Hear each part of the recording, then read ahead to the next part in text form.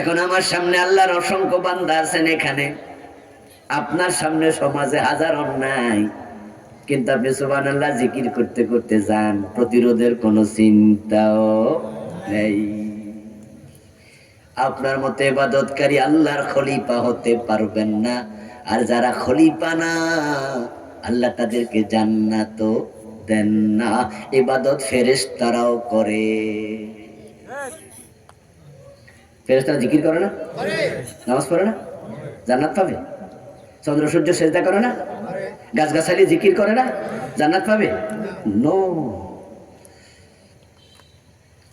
আলাম তারা আন্নাল্লাহ ইয়াসজুদু লাহু মান ফিস সামাওয়াতি ওয়াল আরদ, আকাশ এবং জমিনে যারা আছে সবাই সিজদা করে। কোরআনের আয়াত, সবাই সিজদা করে। আন-নাজমু ওয়াশ-শাজারু ইয়াসজুদান, তারকা সিজদা দেয়, সূর্য সিজদা দেয়, গাছগাছালি সিজদা দেয়। কুল্লুন কাদ আলিমা সালাতাহু ওয়া তাসবিহাহু, সূরা নূরে আল্লাহ বলে কেমনে নামাজ পড়া লাগে সকল মাখলুক জানে। তোমরা শুধু নামাজ পড়ো না, তোমরাই সিজদা দেও না, তোমরাই জিকির করো না, অন্য অন্য মাখলুকও করে। কিন্তু গাছগাছালি, চন্দ্র সূর্য কেউ জান্নাত পাবে না, কারণ তারা আল্লাহর খলিফা না। ফেরেশতারাও জান্নাত যাবে না। আল্লাহ নির্দিষ্ট কিছু ফেরেশতা বানাবেন যেগুলো আমাদের খেদমত করবে। জান্নাত জাহান্নাম মানুষের জন্য, আল্লাহর খলিফার জন্য। জান্নাতের ভোগ শুধু আদম আল্লাহর খলিফারা করবে। মানুষ ও দোস্ত, খলিফা না হলে জান্নাত নাই।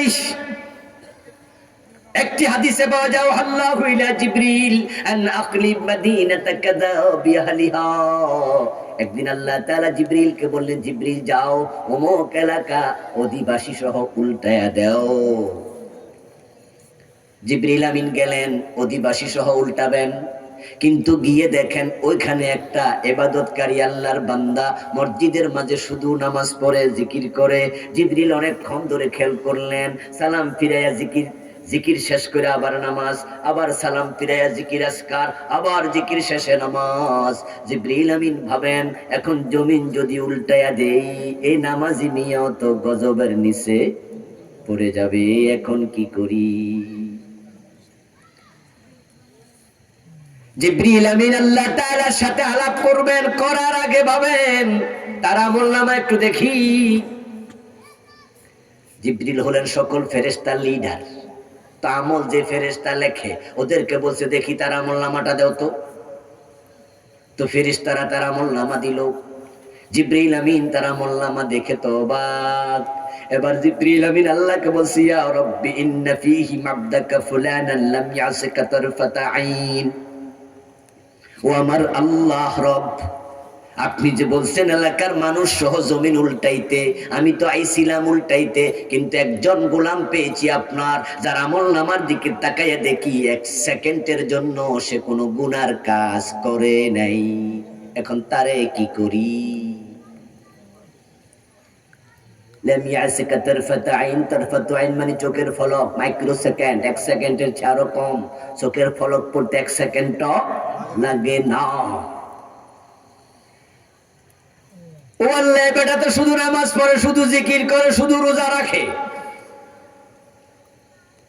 এখন তাকে কি করি? আল্লাহ আপনি তো বলেন নাই যে তোমার 600 ফাঁকা আছে, এরে ধইরা এক ফাঁকার উপর বসাই দাও, তারপরে জমিনটা উল্টায়া দাও, তারপরে হেরে নিয়ে আরেক জায়গায় নামায়া দিও।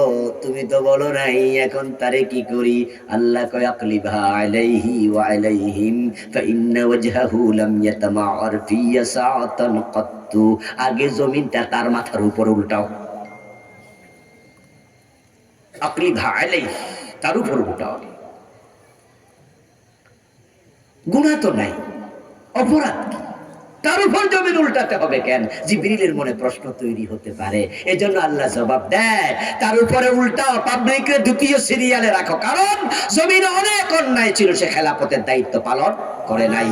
অন্যায় দেখে কোনোদিন হাত তুলে বলে নাই অন্যায় করিও না।